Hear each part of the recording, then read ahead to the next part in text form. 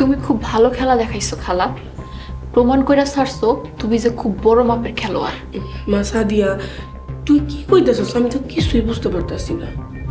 খালা, তুমি আমার মায়ের ছোট বোন। আমার মায়ের ছোট বোন হইয়া আমাকে বিরুদ্ধে ষড়যন্ত্র করতে তোমার বিবেকে বাঁধলো না। অথচ আমার মা সারাটা জীবন তোমাকে উপকার করছে, তোমাকে সাহায্য করছে। মা সাদিয়া, তুই মিথ্যা দোষারোপ করিস না। মিথ্যা দোষারোপ করাও কিন্তু অনেক বড় অন্যায়। আর নাটক করো না খালা। কোনটা সত্য আর কোনটা মিথ্যা আমি খুব ভালো করে বুঝতে পারছি। খালি প্রমাণের অভাবে কিছু করতে পারতেছি না। কিন্তু খালা, একটা কথা ভুলে যাইও না, তুমি যেমন পাক্কা খেলো, তোমার ভাগ্নেও কিন্তু কম না। তাই নাকি? দুলাভাইয়ের বিরুদ্ধে কি ষড়যন্ত্র করছে তা আমি জানি না। তাই যে ষড়যন্ত্র করছে তারও লাভ হয়েছে, তোরও লাভ হয়েছে।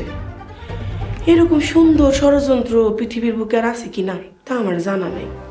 আল্লাহ যদি হায়াত রাখে সবাই তার কর্মফল ভোগ করবে। ওই মজিদও যেমন ভোগ করবে, মজিদরে যারা সাহায্য করছে তারাও ভোগ করবে। আমি অনেক খুশি হম তোর কথা যদি সত্যি হয়।